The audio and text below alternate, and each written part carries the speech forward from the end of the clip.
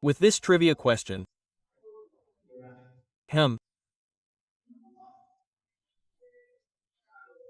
If you weren't bound by the limits of your mind, what do you think you would achieve or who you could become?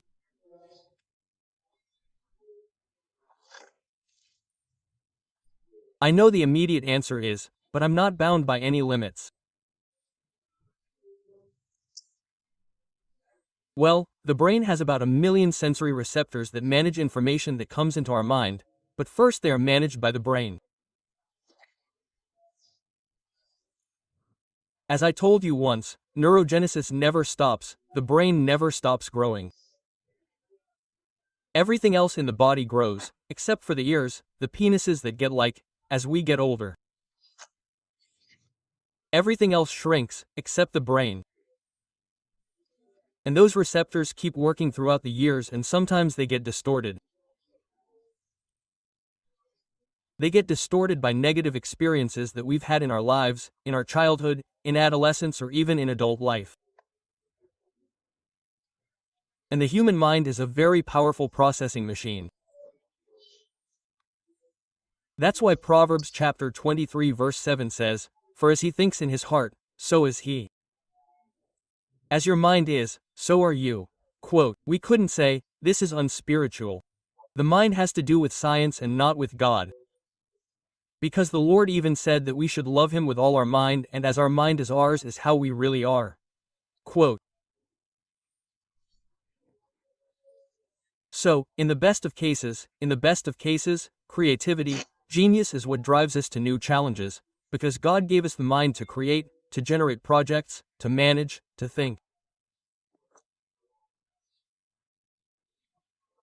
In the worst of cases, the distortions of the mind lead to mental illnesses. The mind can make you believe that you are being persecuted when no one is persecuting you. The mind can make you believe that there are a lot of people talking badly about you when in reality they may not even know you exist. But I have had to talk to people who say, they persecute me, they talk badly about me because I am very famous, and not even his wife knows him. However, he feels that his mind is playing tricks on him. The mind can make you act like you're Miss Universe when you might not even qualify for my avocados. What do I? No? Or maybe you do, but the mind makes you believe that. So, it's usually a very good thing when our mind pushes us beyond our environment, when it takes us beyond our limits.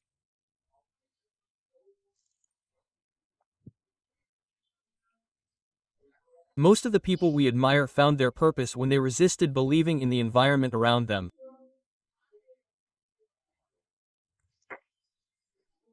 Maybe they were born poor, for example, but they refused to be conditioned by the situation that surrounded them or that surrounded them. Many who have great achievements saw the person they would become before they actually became that person. We have a lot of stories. I can fill you with them. It's not today's message, but I can tell you a lot of stories about how they saw the actor before they had ever been in front of a camera. They saw the artist in themselves long before they got on stage. They saw to the preacher when there was no congregation yet. The entrepreneur appeared long before the company was born. The teacher peeked into his mind before he first walked through the door of a classroom. The vision of being a mother appeared long before the baby was conceived, even before he had a partner.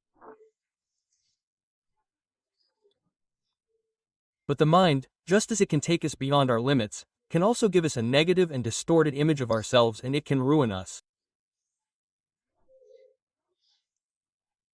People, for example, who struggle with anorexia think they are overweight. They see themselves as fat when you literally see them as skin and bones. But the mind makes them believe that they are overweight, that they are fat, that they have gained weight and are now corpses. It is amazing how the mind dissociates itself from the body. And I have known people with incredible talent who do nothing with that talent because they could never see themselves as talented. Their mind told them, you are not capable, you are limited, you are limited. So I say, if we don't free our minds, we won't be able to create an atmosphere, a spiritual environment for greatness, for blessing. So, we have to explore what we believe, allow ourselves to debate. Let's see, what do I believe? It won't be like Dante says, that my mind is tied up and I don't realize it. Allow ourselves to debate. Maybe we'll conclude that everyone is super free in the mind, maybe not, but it's good to explore, to excavate archaeologically, to see what my beliefs are. Romans chapter 12 verse 2 says, do not conform to the world around you, to the world today, but be transformed by the renewing of what? Mind. Quote. It doesn't say, renew your heart, renew your soul, renew your mind. And that's how you'll be able to verify what God's will is, good, acceptable, and perfect. So one has to experiment so that they don't leave you alone. They applaud, so that you're not left alone applauding. There was someone who clapped and said, oh, what did I do? No, it's okay, it's the word of God. Quote. So, one has to know and explore what shaped our belief system. We all have a belief system that is not what the congregation believes, what you believe in your heart since you were little, in your mind. I'm actually saying the heart, but as a metaphor, what you believe in your mind. There is no more critical or more difficult territory than our mind. It is a minefield. Every battle that we face on the outside with the outside world must first be fought in the inner world. Here, if you can't fight on the outside, it becomes very difficult. Let's think, for example, about our family upbringing. Each one of us thinks about our family upbringing and what we were taught to believe. And perhaps that is the chain that we have to remove from our brain in order to develop our own belief system, because perhaps we inherited what mom believed, what dad believed. Is that right? Or maybe it wasn't right.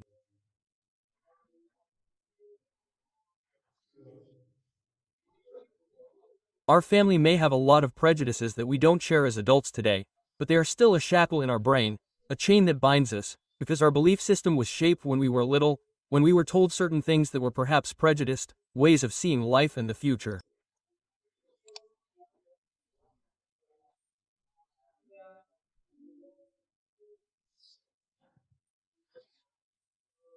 So, the person they made us during childhood will always have a very important influence on our lives if we let them, because they can have a positive influence or they can restrict whatever they taught us as children, and you say, I've forgotten about it.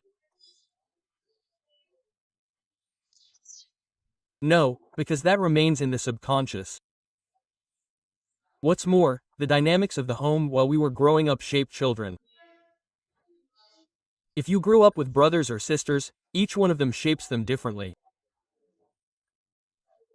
All siblings come from the same house, same genes, same environment, and suddenly we are different as adults. An alcoholic parent can raise identical twins. When they become adults, one becomes an alcoholic just like the father, and when they ask him, why Thomas? And he says, what do you want? I think I'm an alcoholic.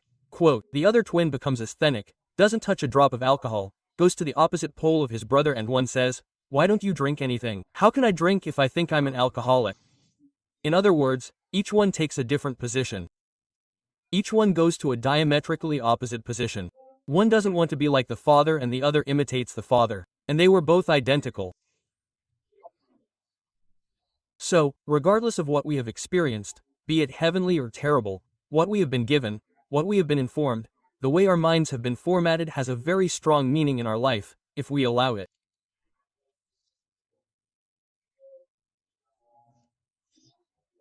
The pain we go through, the losses, the humiliation, orphanhood can help us reach our destiny if we are willing to remove the chains from our brains. Many people always have an opinion about how your life should be, for example. There are always many people who have an opinion because, let me tell you, it happens to me, but only we can have the vision of how our life is going to be, because only we can define what the priorities are to reach the destination we set for ourselves. So, our decisions won't make sense to others. There are things we do that our parents don't understand because they can't see what we can see.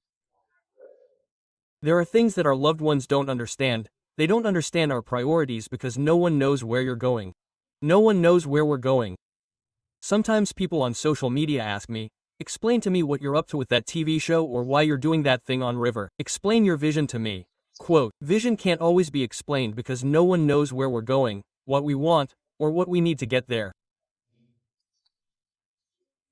So, there are decisions of ours, of yours, that sometimes won't make sense to the people we love, but those who truly love you will respect your priorities, even if they don't understand them.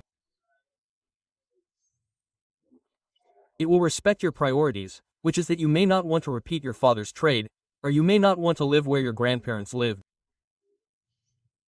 My parents' dream was for me to be an electronics technician, because my brother had been an electronics technician, my older brother, and they said, don't think about it.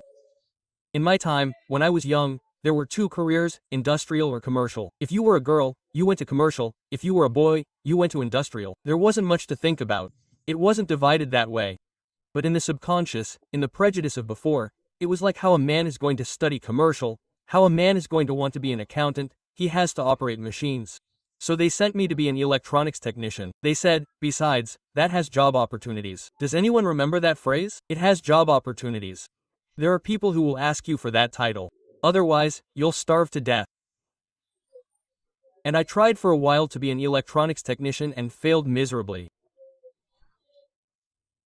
I worked for a telephone company. I burned every phone they gave me to fix. I ruined it.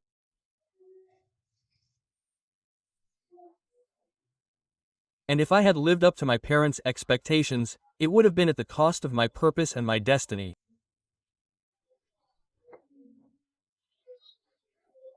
So, I have no doubt that my parents were trying to help me and wanted the best for me, but good intentions don't necessarily point the way in the right direction. I was destined to be a communicator in all its forms or in various ways. It can be good, mediocre, bad, but a communicator nonetheless. That's what I was destined for. I like to communicate on TV, in a book, whatever, by drawing. But my parents didn't read to me. They wanted to write to me. No, I wasn't a book for them to decode. I was blank pages for them to try to write. This is what you have to do, out of fear, out of dread, out of love, out of whatever. So, I ask again, I insist on what I told you at the beginning of the message. We have the courage to remove the chain from our mind, even when the person who put it there is someone we love. We have the courage to say, I have to remove that old chain from myself, I have to remove it. Well, in Mexico, the old lady is what they call women, from the mother's side and also from the woman's side. If he put chains on you, I also have to take off the old man's chains because apart from that love, they sometimes unintentionally chained our potential with phrases, with fears that they transmitted to us, with fears.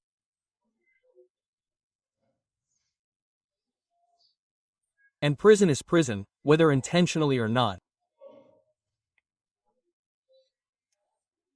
A child who grows up in an abusive home, or in a home where everything is always said at the top of their lungs, is going to have a victim mentality, even as an adult, and is going to come to Christ, is going to change his life, but is always going to be playing the victim with his partners, with his own children, because since he was little he achieved things by being a victim. That's what happens to him. If he's not intentional about changing, he's always going to want to play the victim, always woe is me. There was a lot to say goodbye to and they said goodbye to me because they don't love me, because I'm Hispanic. It must be because I don't speak English, it must be because I married you. Well, a lot of things to say goodbye to. Playing the victim. A child's poverty greatly affects them. There are children who don't realize it. I didn't realize we were poor. It wasn't until I was older that I realized I could have my own pair of underwear. But to me it was normal. Your brother has already abandoned those underwear because they don't fit him, they're yours. I was having a party. But I didn't realize it. He was poor when he was older. But there are children who are affected by poverty because of bullying, because of what people say to them, because one day a classmate comes to the house. And as adults, their configuration is to live in fear that the well will dry up. Then God prospers them, God blesses them, God gives them everything, and yet, they are always devoted to the virgin of the elbow. They always don't eat eggs so as not to throw away the shells, and they are always saving. I know people like that. I have business friends who look for the cheapest flight, and I'm not saying that's bad because they have what they have because they are good managers, but sometimes they go too far. They live in Ratland and look for the cheapest, and I'm staying 2 more days because there's a flight that's giving me a discount. Oh, really? And it's because perhaps they had a childhood that shaped them. A man whose wife left him for another man is going to have a distrustful attitude in his future relationships. And one says, no, this is not biblical. Yes, because that has to do with our minds. We can't say, God made things new and when he was baptized all that went away. No, if there is no reset, he will never be able to trust the new woman or the woman in his life because he will always think that she is cheating on him. Because she will lump everyone together, because that is the way she was configured. Sometimes there are entire families that are trapped in a dysfunctional configuration because none of them has the courage to reset their minds, and they repeat the pattern generation after generation. They fall into the cyclical trap, and only a few determined ones manage to get out, but many remain the same. That is why we have to see our mind as a computer that needs to be restarted from time to time. If your computer starts to run slow and you have trouble opening Word, for example, which is something so basic, it is because it needs to be restarted, turned off and relearned. Or a technician has to restart it as if it were new, reset it so that the algorithms work optimally. So, emotional and spiritual detoxification consists of resetting the mind. Why? So that our operating system can store new information. Clean, safe, but new information cannot come unless we remove the old. So I want you to know this. Starting over is not failing. In fact, every morning is a new beginning. New are the mercies of God every morning. Starting over is not failing. We are